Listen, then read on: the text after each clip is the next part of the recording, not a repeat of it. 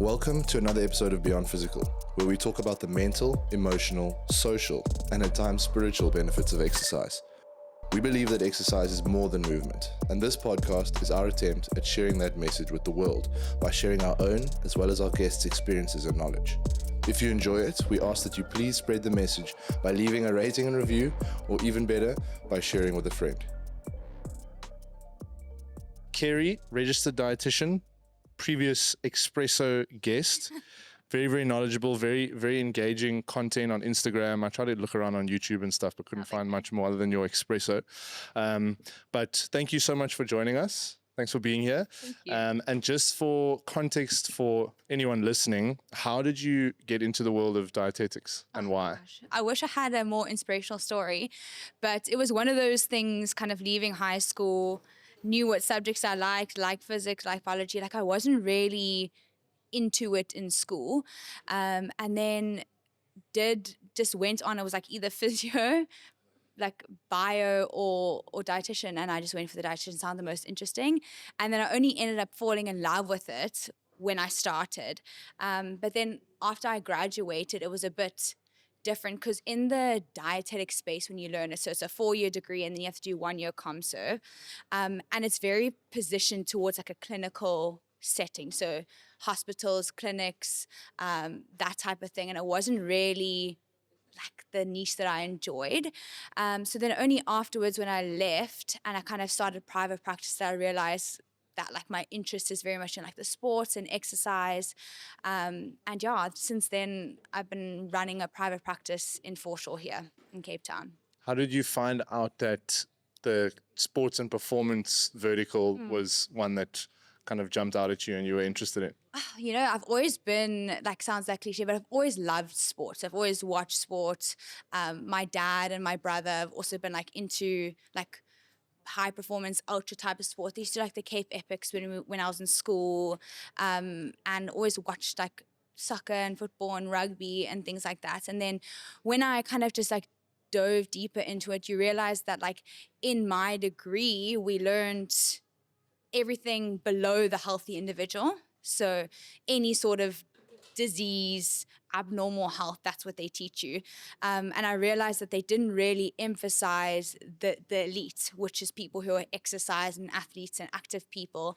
And, you know, like you find that like it's not really as talked about.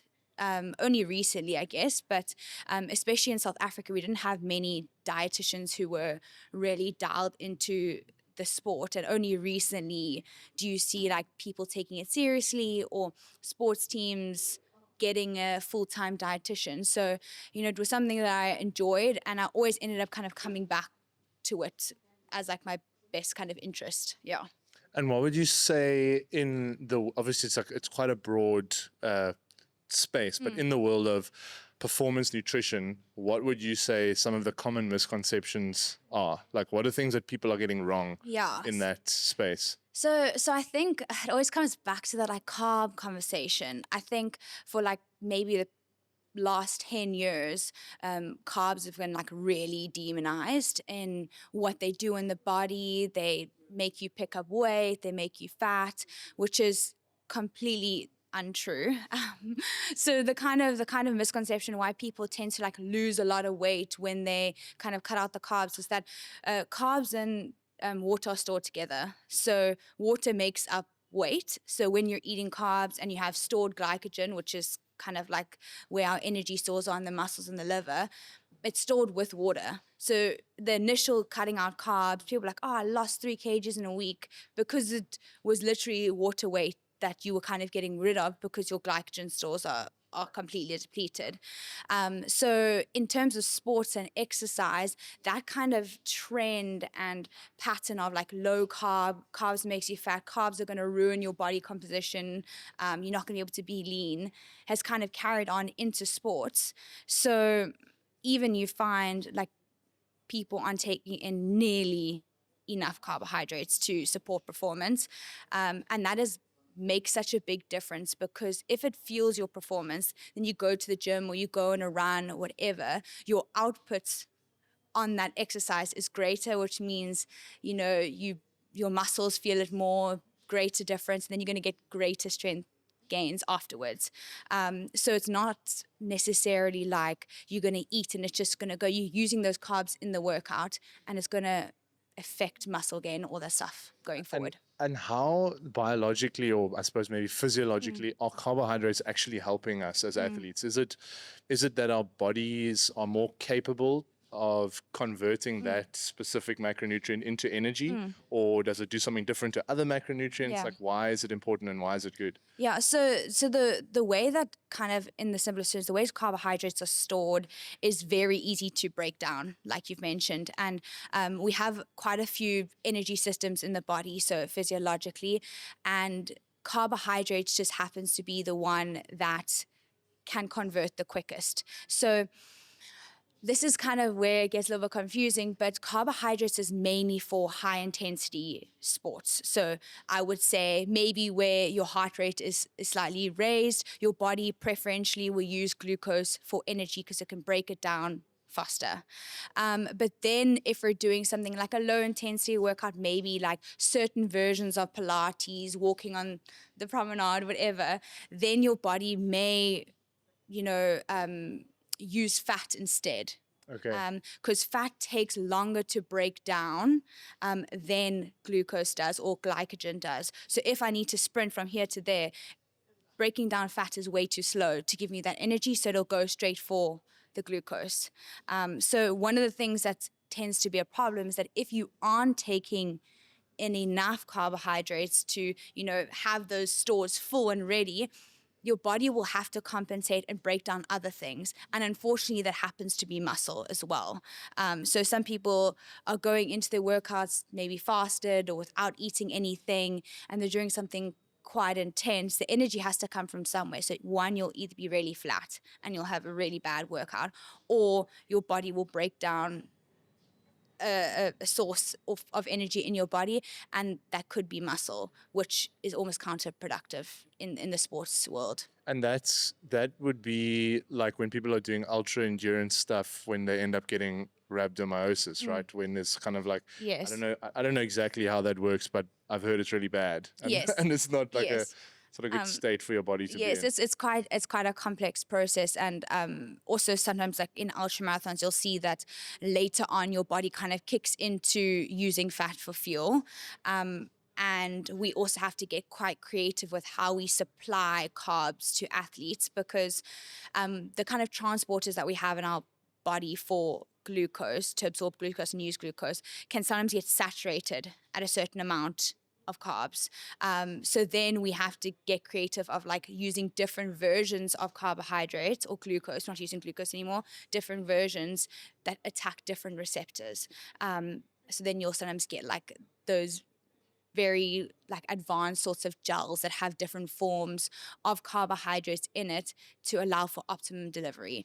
But in like ultras and things like that, when you're going for a really, really long time, and like even like Tour de France athletes, you'll see now that one athlete had 1,200 grams of carbs in one stage of the Tour de France. Like that is Wow. something that needs to be practiced for a long time to get it right. And I think that's also, going back to the original question, one of the biggest mistakes people are making is they're not practicing nutrition or race day nutrition, game day nutrition, and then they go in and their stomachs get sore, they cramp, or they kind of hit that wall halfway because you haven't really thought of the nutrition that you need for the race. And is this just because our bodies are not accustomed to or conditioned to metabolize that quantity of carbohydrates and food whilst moving? It's kind of like, I suppose, any other sort of Yeah. training where you've got to expose yourself to that thing for your body to become comfortable doing it. Yeah, so sometimes it's generally like we're eating kind of refined carbs when you're exercising. We don't want to have any high fiber carbs. That's when we want to ditch the fiber. So the the carbs, so white rice, white bread, potatoes, baby potatoes, any sort of like actually ultra processed foods where the sugar can come in a rush. If we're taking in it too large quantities, it can cause GI discomfort, just because like we said, we're not used to having that much carbohydrates or refined carbohydrates at once. So it ends up sitting in the stomach and being uncomfortable. But the main thing is that when we kind of are exercising, there's this really an analogy I've used so often. It's like that, your body is a car, and your petrol tank is your fuel, and essentially your glycogen stores. So what people think is a really good analogy, because after your workout, you kind of at a zero, and you need to fill up those stores again to prepare yourself for the next workout and to recover as well. But the misconception is, and I actually heard another dietitian speak about this on Instagram, is that people assume that you can just go to the petrol station and you can fill up in one go. So one meal, you've gone from zero to full. And that's not really how it works. So she actually used the analogy of like your phone battery. So if your phone's dead, to get it to full, you have to plug it in and be patient. So it's going to go up incrementally. Yes. And that's how nutrition works. So you have a really big run on the weekend, and you're not eating properly afterwards, you're not going to get to where you want to be for that next workout. And that's also the problem, and why like fueling is really, really important, and not just kind of eating on a whim or winging it, because you're never going to perform or recover to the level you want to, or even you're capable of, which is interesting. I think this is a nice opportunity to segue into something I saw you chatting about on your Instagram yesterday, actually, about people not getting the distinction between quote unquote clean eating and fueling. That seems to be quite a big misconception, or something that people are getting wrong. How have you seen that show up in maybe some of your patients, or just people who are trying to perform athletically in general? Yeah. So, and let me just disclaim that this clean eating definition is my own. It's just kind of what I've seen is, I'll get patients and they'll come in and they'll explain their activity levels. And now, obviously, being active is kind of a big thing. Everyone's trying to run a marathon, a half marathon, getting back into the gym, CrossFit, high rocks, all these sorts of things. And what they're doing is they're saying, okay, I'm putting so much effort into training, and I've got these programs, got a coach, personal trainer, whatever. And obviously they know the whole 80-20 rule, 20% comes from training, 80% comes from, nutrition, making sure you're kind of ready. So like, okay, cool, let me get my nutrition on track. And they like pivot towards this clean eating approach, which is, in my view, it's that kind of stereotypical, really low calorie everything. So going to the store and finding the most low calorie options possible, low carb, obviously, because body composition, fat people have this misconception. And then also like boring, bland, poor variety foods. So like the chicken, rice, broccoli, repeated. So yeah, don't get me wrong, there can be value in like having a bit of routine, but that is not going to get you where you want to go. And I think the biggest issue is people think that to change their body composition, they need to exercise, but they also need to clean eat. Whereas for me, fueling is kind of made up of three really basic things, if I can break it down. It's one, eating before a workout, eating carbohydrates before a workout, so that you're going into the workout with something in you, to get the workout going and help you perform your best. Number two is to eat afterwards, specifically protein and carbohydrates. People seem to miss the carb boat and they just have a protein shake on its own, which is great for muscle recovery, but you're not building up that store that we spoke about. So you want to replenish your depleted glycogen stores. Is that what you're doing with the carbs? But also, like, research has shown, if you're not reaching your protein targets in the day, having protein with carbohydrates is more effective for recovery. Interesting. So kind of pairing them together and taking them in together. But it's quite interesting. Yeah. So that's number two. And then number three is to eat enough total calories. People very often underestimate how much they burn when they exercise. So people are now exercising and they're wanting to eat a 1-4 calorie diet, and that's not enough. And yeah, the problem again is that, number one, we could be in a massive deficit, and if we're in too big of a deficit, we lose weight and we plateau because our body just goes, hold up, survival mode. Yes, hold up. So I think the clean eating approach is very old and outdated, and is often it doesn't work, and we're never going to get the performance and the recovery goals that we want to get with that. In saying that, it doesn't mean that we can't lose fat while fueling. Interesting. That's an interesting kind of hot take at the end there. My question to you is, so for me, my definition of clean eating is slightly different in that I refer specifically to like ultra processed and then minimally obviously it's a kind of a spectrum, but if something is minimally processed, I would consider it to be quote unquote clean. And I like to eat that way, like generally, even when I'm like in a big build for something. And what we spoke about prior to recording was obviously I find that my diet is often very low in carbs.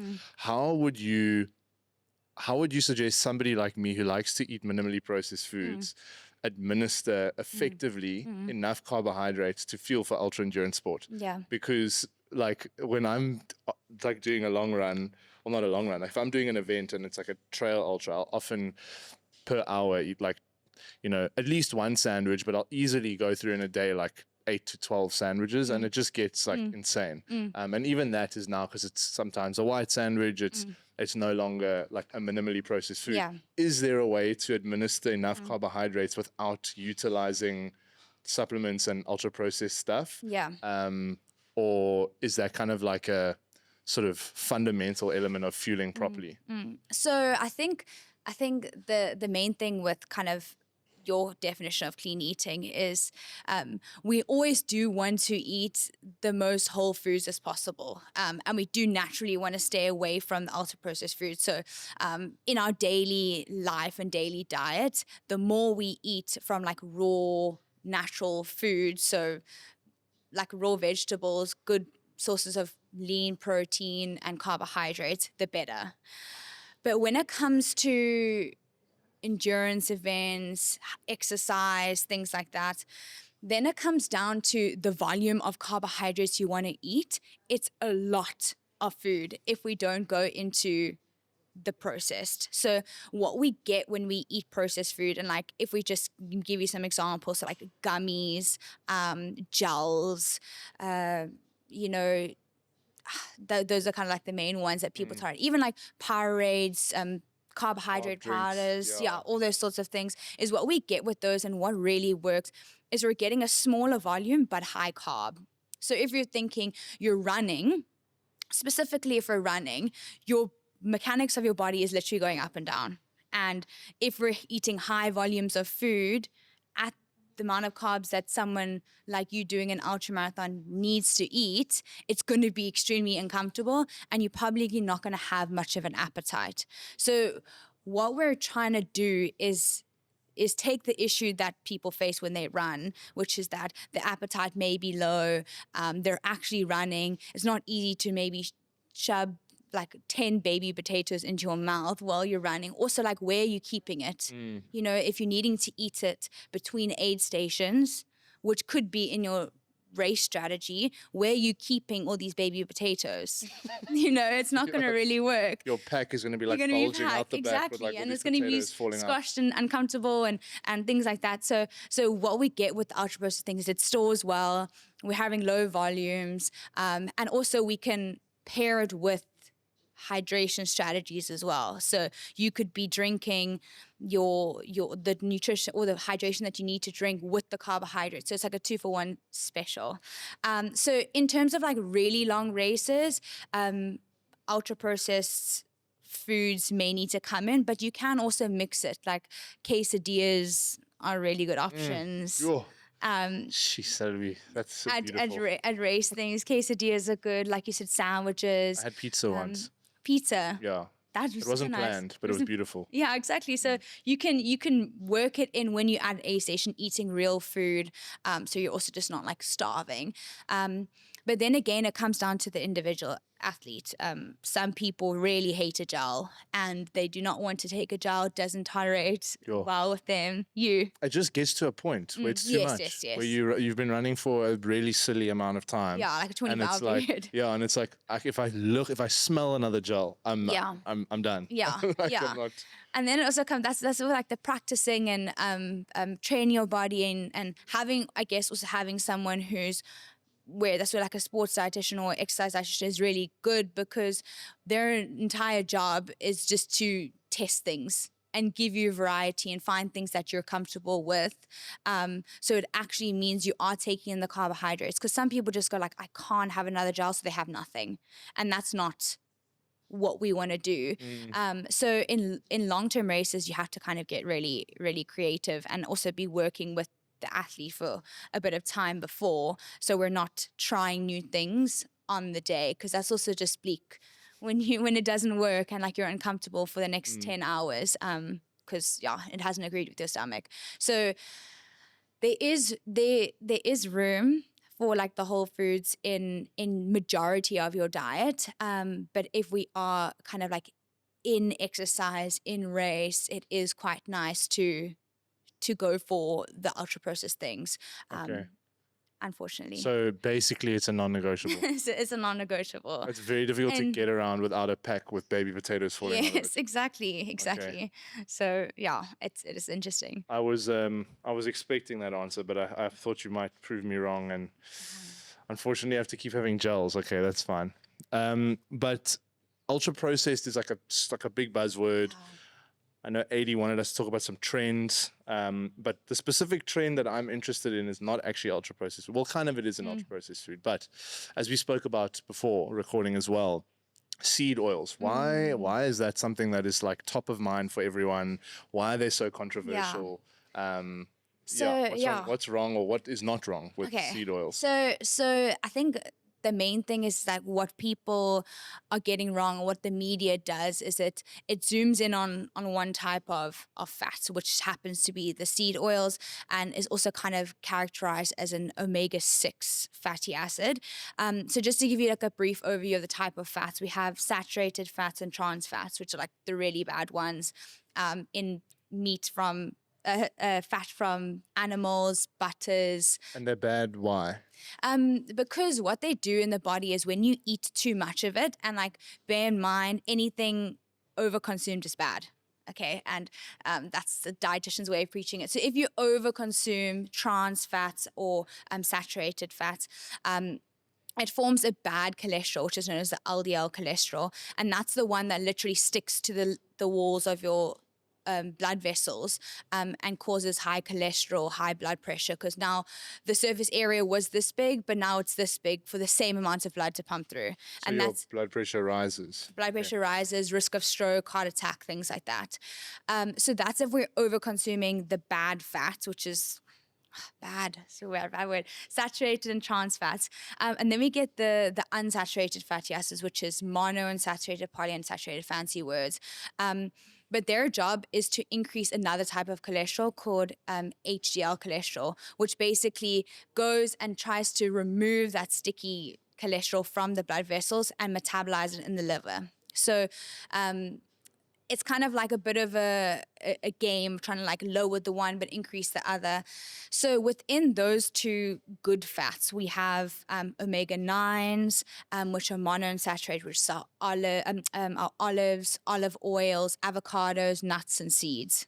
Then we have polyunsaturated fats, which is omega-6 and omega-3. So they kind of like dance together and associated with together. So the omega-6 are the seed oils, canola oil, sunflower seed oil, rapeseed oil, soybean oil.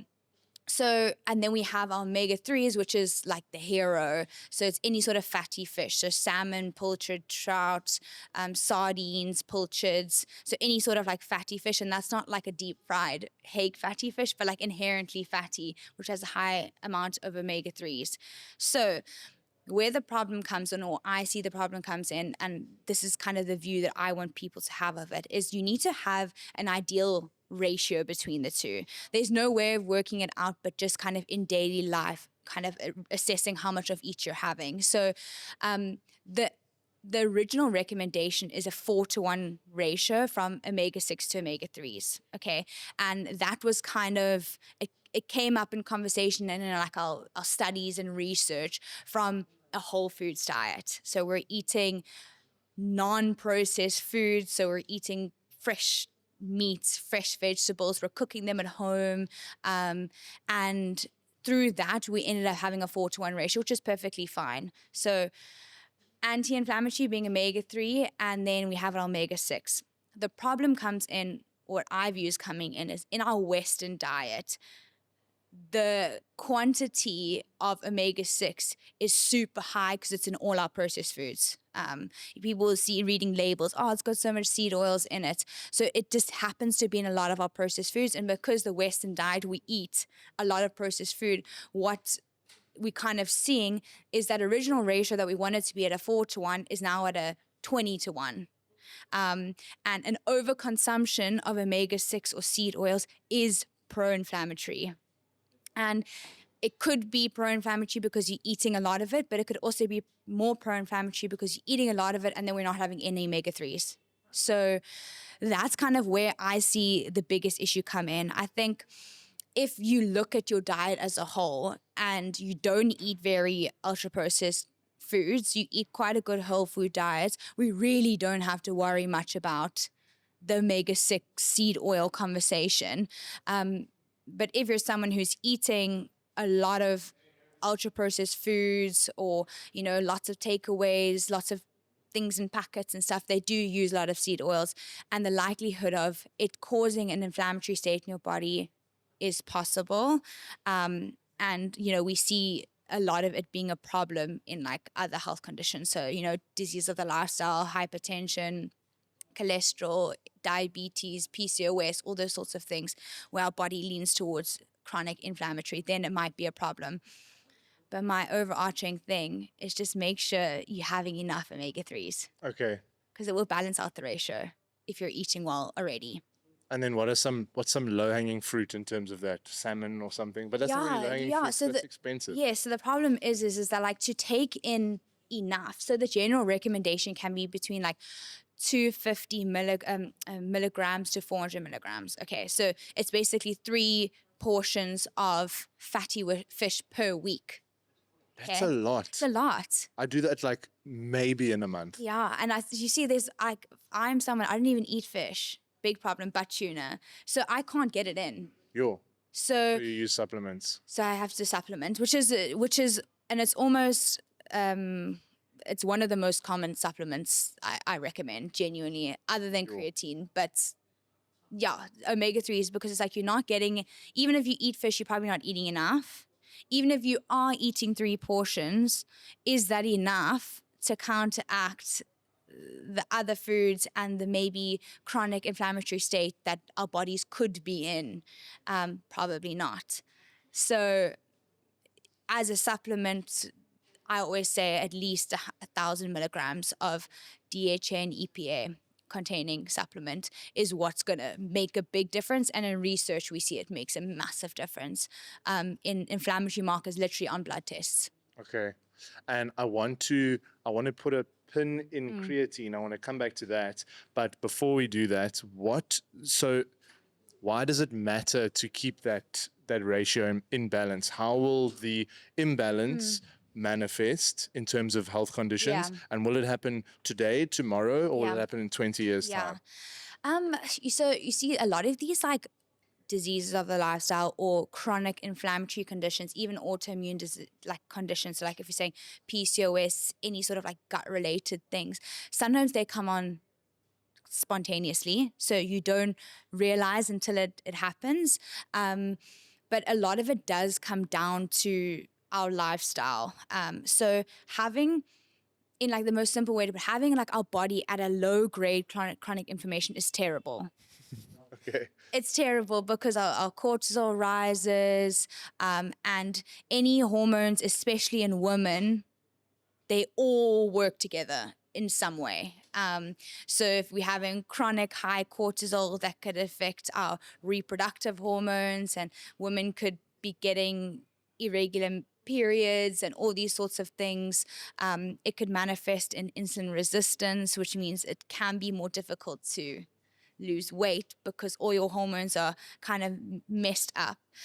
So stress in terms of like everyday stress, and then also like chronic bodily stress is something that we often look at when you do see a dietitian or come for consultation. It's not just a nutrition related assessment, it's a whole body assessment because our environment is everything. So if our environment is not good, our nutrition is probably not going to be good, or our body won't respond as well as we want to the nutrition we're providing. Okay, so omega-3 with the DHA and EPA. EPA. Yes. Okay. 1,000 milligrams at least. Okay. Does it say that on the back of the supplement? So that's the thing. How does one figure that out? Yeah. So that's the thing is that the supplement market's very clever. And you'll go into Dischem or Clicks, and there is a whole aisle, and there's fish oil everywhere, and it will say 1,000 milligrams of fish oil. Okay, that doesn't mean there's 1,000 milligrams of EPA and DHA. So it could be 1,000 milligrams of fish oil. You turn it over the back, you add the DHA and the EPA together, and it could come to 320. Oh wow! And there's It's not going to do anything. Yeah. Okay. So fish oil doesn't. The quantity of fish oil doesn't equal the quantity of EHA and EPA. So if you're going to the store, just go look at the brands and turn them around, and you'll see if the two of them add up. What are your go-to brands if you have any? So I like, there's one called, I think it's called Food Grown. It's really nice. They have a good supplement. Phytoceutics also has a good omega-3 supplement that reaches the actual amount. Those are the ones that I recommend quite regularly. It just depends on the cost's a bit different, but they essentially do the same thing, and they can be found at Dischem as well and Clicks. So yeah, I think it's just a lot of these brands, they have omega-3 supplements, but the dosage is not high enough to have a therapeutic effect or to counteract this like inflammatory process. And omega-3s also help with muscle soreness and muscle recovery.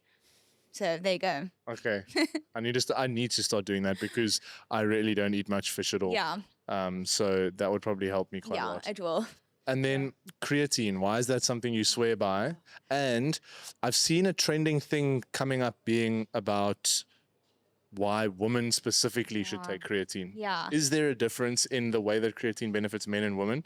And what is that, if there is? So just to start, kind of the main reason why creatine is blowing up again is obviously we know it has, and for many years we've known the effects it has on like athletic performance, you know. So creatine is naturally made in the body, and it basically powers an energy system so we can make more ATP, and ATP is energy. So ATP is used for muscle energy as well. So sprinting, lifting heavy, any sort of like high intensity exercise, creatine would be massively beneficial. But now what we're realizing, or what the studies are coming out to say, is that we know creatine is also used as ATP is also used as energy in the brain.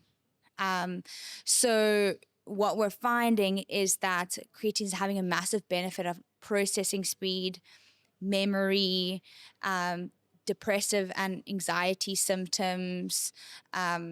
Also, what's also crazy and really useful for young people is there was a study that was done, and they basically found that how creatine benefited memory, processing speed in stress and sleep deprivation. Wow, that is huge. So yeah, it's massive. So what basically now is that people had this misconception that like, I'm not an athlete or a male bodybuilder and I don't want to bulk, so I'm not taking creatine. And now if you're taking creatine and you don't even exercise, you're still going to reap the brain benefits of it. And then what also in terms of females is that sometimes the females have lower natural creatine levels than men.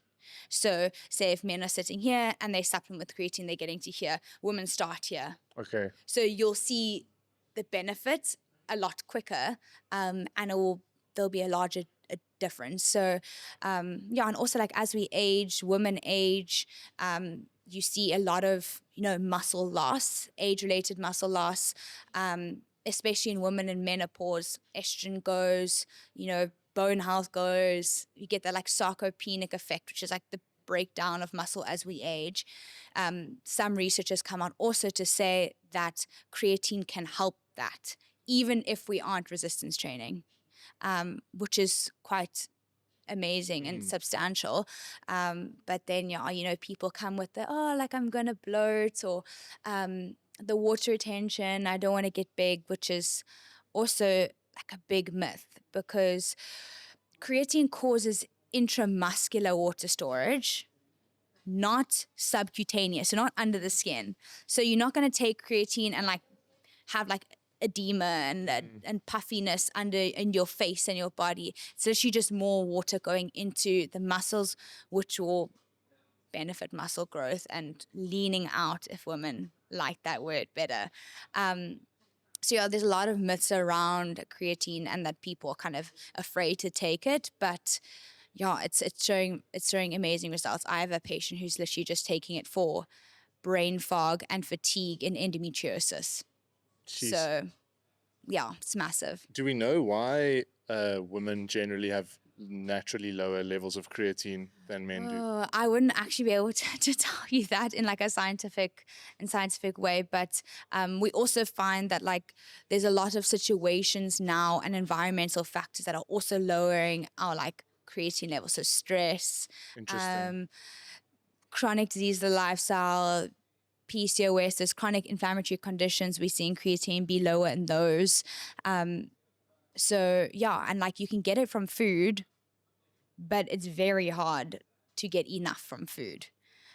Why is that? It's just not. It's just the quantity in which creatine sits in maybe like meats and certain foods is not high enough, and to get that amount you have to eat it in massively high volumes, which goes against everything many people are trying to do, or might be also like a little bit unhealthy and repetitive if we just like eating foods when you can get a really accessible, well-priced supplement for it.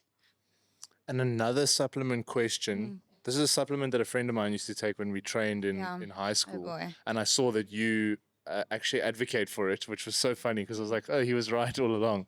But maybe he was not using it for why you think it's good. So I want to find out why you think beta alanine is good. And also, do you take beta alanine? And if so, where do you get your beta alanine? Yeah. So I did post a reel on that, and I don't take all of those things. So it's important to note that in supplements in sport, you need to fit a certain profile to benefit from it, or it's a waste. Okay, that's good advice. Yes. So what profile of person benefits from taking beta alanine? So it's usually in high intensity speed type of training, so lots of sprints, high bursts of energy, all those sorts of things. So if you're low impact athlete who's not going to necessarily benefit from having a lot of energy per se in sprints and explosive work, then it's not going to work. And that's the problem with supplements in the supplement market, is people hear a supplement and it goes big and it's a buzzword, and then everyone takes it, wastes their money on it because they think it's going to work, but you don't fit the athletic profile. It's the same with like collagen.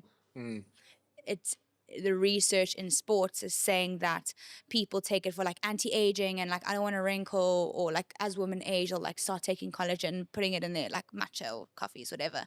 But for athletic performance, it doesn't have any difference on muscle protein synthesis, so muscle gains. It's a different type of protein completely. But what it can do is it can support the collagen structures that you have in your joints and body if you're in a state of injury.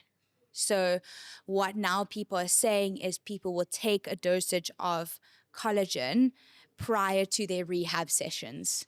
So like you're going to the bio 30 minutes to an hour before, having your collagen supplement and then going, then we are seeing a benefit in like injury and like athlete recovery in terms of those things. So you see that like fitting a specific profile is really important, and otherwise you will waste money. Also with electrolytes, those things are also really big now, and I have a bit of a gripe. Please shed light on the gripe. That's really interesting. Yeah, 'Cause that is like so a hugely hyped thing at the so moment. the electrolyte brands have done really well. Yes, it seems like it. Yeah, they've overpowered the market, and they've kind of used it as everyday electrolytes or daily electrolytes. And that like marketing word has forced people to believe that they need to take it every day, which is completely false. The main two electrolytes, or the main electrolyte, is literally sodium, and that's table salt that you can get it in. So what seems to happen is, obviously, like again, I said, there are specific groups of people. People have maybe low blood pressure when they exercise, or you're exercising in a very hot climate where you're going to sweat a lot, potentially maybe for over an hour. So like long runs, trail runs, electrolytes are really beneficial. If you're used to training in one climate and now you're going to a really hot climate, sweat rates, do you sweat a lot? Are you a salty sweater? All those sorts of things contributes to your electrolyte needs and regime. But if you don't need it, it's just expensive. It's gonna come out. It doesn't store anywhere. If you don't need it, it'll just come out again. And there it's like a little bit of a waste of money, because you're taking these things where you don't need it. And then on the other hand, as South Africans, our food is packed with salt, like braais, any sort of like processed food, chips, how we cook, stock, cubes has a lot of sodium. Soya sauce, you're going to eat sushi and you're having the non-low sodium soya sauce. So all our sauces has a lot of sodium in it. So my argument is that you're probably taking in enough unless told otherwise, that you don't need. So yeah, I think it's just, like I said, it's nutrition and supplements is a bit nuanced, and it's very personalized and like athlete to person specific. Otherwise, we really do waste our money. I have one more longish question, Okay. and then we're going to go to the. Oh, we actually have 3 little points after that. But Okay. the longest question is, and it might actually not be longish, but how does nutrition usually change depending on where a woman is at in her hormone or menstrual cycle? Is that something that you consult your patients on? And does it change at all? So Like what one would need? yeah, so I think this kind of like understanding women's bodies and the menstrual cycle is really important, because as women already, they don't understand. But in terms of nutrition, again, you may need a little bit more calories before, your period does come in. Your core temperature spikes when you ovulate, and, when your temperature is higher, you burn more calories. You could also benefit from certain things like higher magnesium, because it helps with like muscle contractions. So if you're having period cramps, that can be beneficial. But in terms of completely changing your diet or like training according to your cycle, it's also highly contested. I think it depends on an individual woman's symptoms. Some people really struggle to train, to eat. They struggle with really intense cravings at certain times of the month. So then they might benefit from like a cycle specific, like what phases you are in, nutrition plan or training plan. But other than that, I think there's no one size fits all, especially with women, because some women don't even know when they are ovulating. Some people don't even know what phase they are in because maybe their menstrual cycle is longer than what people typically deem as normal. So I think with women now, it's a very frustrating journey, health and wellness, because you're not only having to be disciplined and things like that, but you're also fighting against actual physiological functions and influences and menstrual cycle. So it is quite a hot topic, but we would need a much longer conversation to kind of break into all the factors that do make up how a woman can optimize according to a menstrual cycle. That's probably an entire podcast Yeah. in its own. Yeah. Okay. Probably not something I should have asked with like No. 15, 10 minutes No, to no, go. no. So no, more of the story, there are things that you can do, but you would need to kind of break down someone's individual cycle, individual symptoms, and then work from there. Yeah. Okay. And that actually really kind of moves nicely into a new segment that we've got, which is train of thought. And the train of thought is basically a common truth that the previous guest thinks Okay. is not true. Okay, good. And the common truth that the previous guest thinks is not true is listening to your body. So, in other words, listening to your body is overrated. What are your thoughts on that? I think so. Does it have to be a straight answer, or can I No, unpack it? you can unpack it Okay. as much as you like. Okay. So I think listening to your body as a statement is really broad. If we give our body too much, or if we give ourselves too much freedom, then we are not going to reach our goals. So, I think actually Eddie had some points in there about like routine or strict structures versus like flexibility. And I think strict structures are really good if you have no idea what you're doing and to kind of get reconnected with your body. A lot of times people coming to me from like a nutritional perspective and they are eating a certain way. They've been eating this certain way for their whole lives and they don't know what it feels like to eat another way. So a strict structure would be really good. If I let them completely go with the flow, they're going to fall back to what they're used to. That being said, I don't believe in like restriction. And if you having a craving, not satisfying that craving in a good, well thought out, intentional way. But I feel like listening to your body from a nutrition perspective, obviously, can be manipulated into too much flexibility and then being frustrated that you don't reach your goals. So I feel like my interpretation of like listening to your body can sometimes be misconstrued as doing whatever you want. But yeah, that's a really, really broad. You've almost got to earn, like, you've got to earn the right to listen be, to it. yes. Because you don't have intuition Yes. and the proper understanding of when to listen and when not to. If you haven't put in a bunch of reps around, okay, if I Literally. do lean into this, or I do listen to this, or I do sort of, I don't know what the word you used was, satisfy this craving or whatever.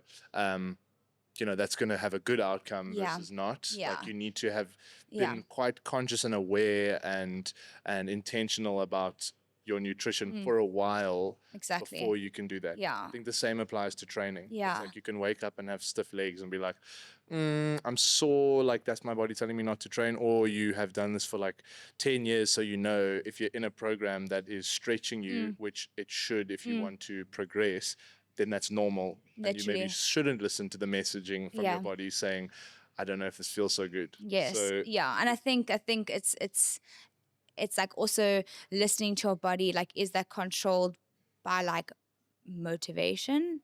Because motivation comes and goes. And if everything we do or our routines and things are based on motivation, you're also gonna get nowhere. Like I always also like try and say that like for me, structure like builds the momentum. So you can get into those habits, you can build the momentum, but then flexibility allows for sustainability. So eventually you're going to age out of like a strict routine, strict structure, or a little bit more attention to like sometimes weighing your food just to get that awareness of what the right portion sizes look like.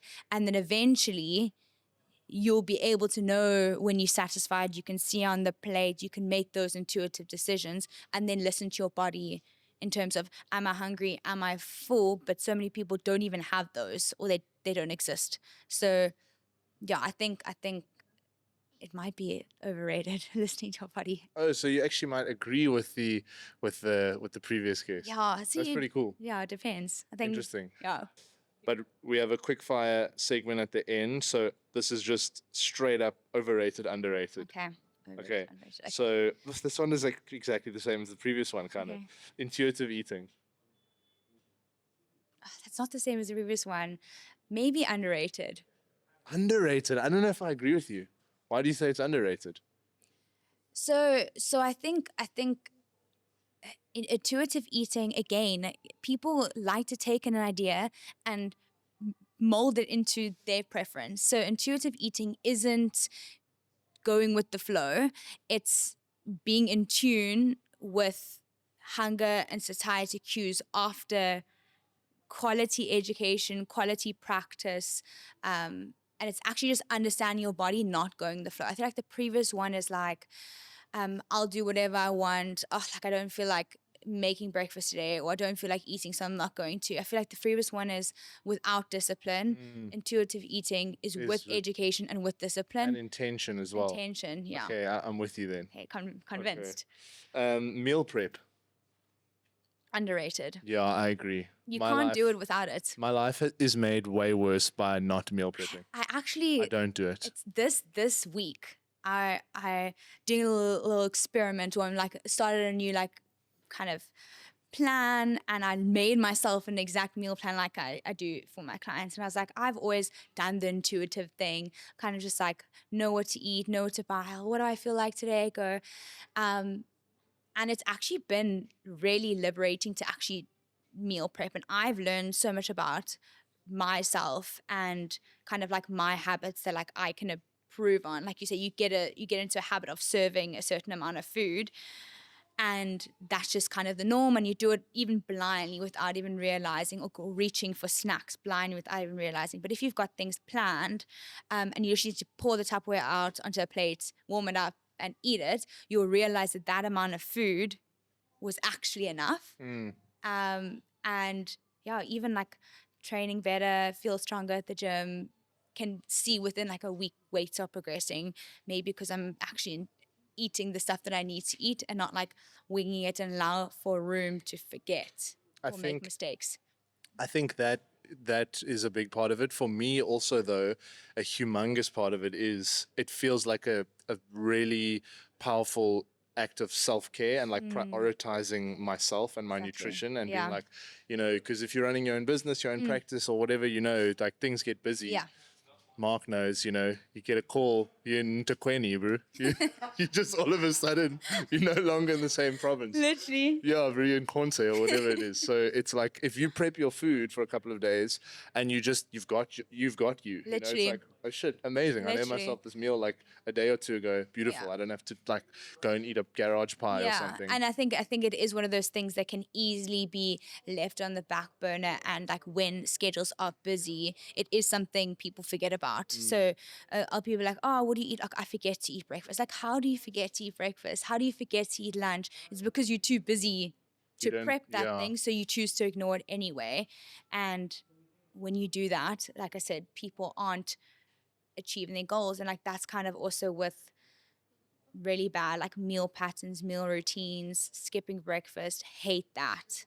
You're also just Change the topic. You're far more susceptible. You're getting riled up. I love that. Yeah, I hate skipping breakfast. Don't skip breakfast, please. Is an apple, a banana, and some druivos an acceptable breakfast? How much of each are you eating? One pink lady apple, one banana, and then like 115 grams of like free range, beautifully, sustainably sourced rurvos. Drivers with all I'm that asking for a saturated friend. fat. Yeah. No, Not good. no. What? I What think the yell? What am I yeah, supposed to eat? So you're not a breakfast eater. No, I'm not a consistent breakfast eater. Okay. When Need to I'm prep it. when I'm on my thing, like and I'm organized, I'll Yeah. have like 3 boiled eggs instead of the drivos, but it does just remain as apple banana. Because it's Seriously. like it's nice and okay, maybe I'll add a date. But like I don't really feel like anything else at that time. But like I know it's probably not That's the huge excuse. when And just on that topic, just around breakfast and like even pre-workout snacks, and that is the number one excuse. Oh, I don't feel like eating it at that morning. And I always say, if you want to get good at something, you have to practice it. So like you want to be able to squat really well, you need to practice squats. You can't just get on the squat rack and think you're going to be able to have fantastic form, lift really heavy if you haven't practiced it. And it's the exact same with nutrition. So like if someone doesn't eat a pre-workout meal, so say they'll gym at like 6. Okay, and that is really early to eat a fat breakfast and you probably don't have enough time to digest it. Start with half a banana for 3 days, 4 days, until you feel like, oh, maybe I can do a full banana. Then you do a just full gave me issues for eating a banana, an apple, and drivos. Now you're saying people can have half a banana banana. is a pre-workout snack. Then pre-workout snack. after you work out, you have a full balanced breakfast with fruits, high fiber, protein, all those sorts of things.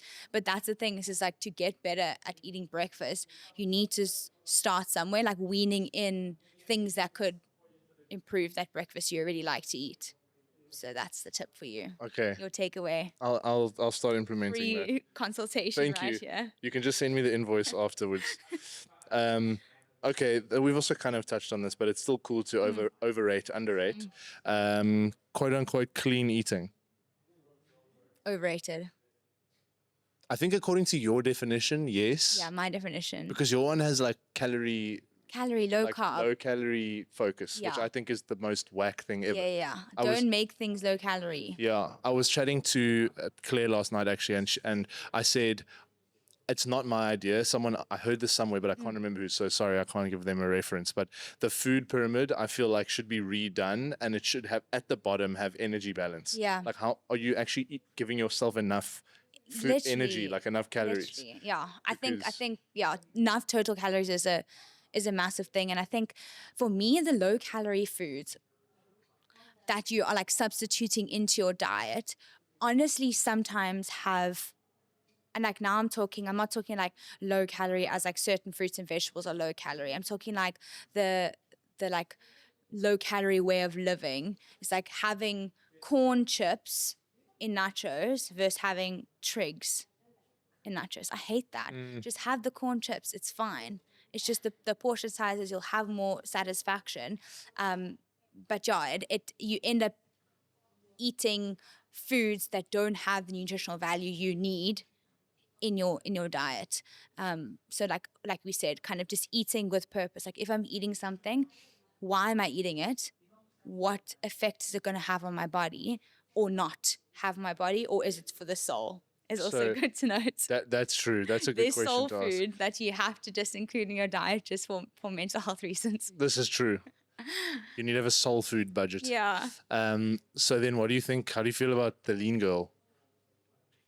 I don't think it's bad. Okay. I think some people, I think she's doing a really good job in like educating. I think the one thing that is a drawback is some people shouldn't be having that low calorie meals. So if someone who wants to have a 350 kcal breakfast and it fits into their macros and their goals, that's fantastic. That there are good, fun, tasty meals that aren't just like 2 pieces of toast that fit into those calories. But not everyone needs to eat low calorie. And like Sure. that is my problem. Like I love some of her recipes and they're really tasty. But it's just that like people are going way too low calorie when they don't need to, and they actually need more food to perform or to control hormones, because women especially are very, very fond of eating very little food. and then complaining that they're not reaching body composition goals, athletic goals, running a PB, but you're eating too much in a calorie deficit. So that's my problem with low calorie and clean eating is that it's actually not fueling you for what you need to do. And it's very easy to fall into like a non-personalized way of eating. Good points. Supplements. Oh, the right ones are underrated. Okay. But there are a lot of overrated ones. Okay. Could I ask you for one overrated supplement? BCAAs. Oh, that's another whole podcast as well. Okay, but it's fine. Otherwise, it's going to be slow fire, not quick fire. Slow fire. Yeah. Yeah, we're on slow fire now. Last but not least, it wouldn't be a Horizon pod if I didn't ask. Overrated, underrated, strength training. Underrated. How did you have to think about that? I was actually I'm just offended. No, I wasn't thinking about it because I had a different answer. I was thinking about it because I didn't want to say the wrong word. Oh no. Underrated I'm kidding massively anyway. though. Massively. How does strength training play into nutrition protocols, if at all? So for me, it's like muscle protein synthesis. So building muscle, building lean muscle mass doesn't happen without strength training. Doesn't mean you need to be squatting a really heavy weight. It's just having some sort of resistance to your workout. Reason being is muscle mass is your metabolism. So if you have poor muscle mass, your metabolism is in the shit. Yeah. And I'm like, this way on here, leave me out. I had to hesitate there. It's really, really bad. And the kind of, as time goes on, we're realizing even like in our parents' maybe generation, they did none of that. And women are dropping their muscle masses drastically, full risks, all those sorts of things. And it also kind of brings me in, depending on the Pilates type, is just like women also, you need to strength train, you need to have muscle mass for hormonal regulation, adjusting body composition. I keep bringing this up, but women don't naturally strength train because they think they're going to get big, which is not how It's it so works. difficult to do that, but it's like It's so difficult to actually get big. You really have to put in years. it can take a decade. And you have a to long eat time. in a surplus. Sorry, let me just put that there. Because if you're strength training and you're eating in a deficit, a good deficit, maximum 500 calories, you will not get bulky. If a male or a female wants to put on lots of muscle mass, you have to eat in a surplus to get there. So it doesn't make sense. And then I also listened to another podcast by, I'm not sure if you know, Hazel Wallace and Grace Beverly. They did one on PCOS. And they were basically speaking about how certain Pilates, not going out to get killed by Pilates, but certain Pilates types don't give a big enough stimulus to the muscles to be to actually stimulate and grow them. Yeah, it's just cardio. So if you're going to Pilates thinking that it's resistance training, unless it's really like an athletic one that they have like movement lab and do some crazy stuff there, it's really difficult.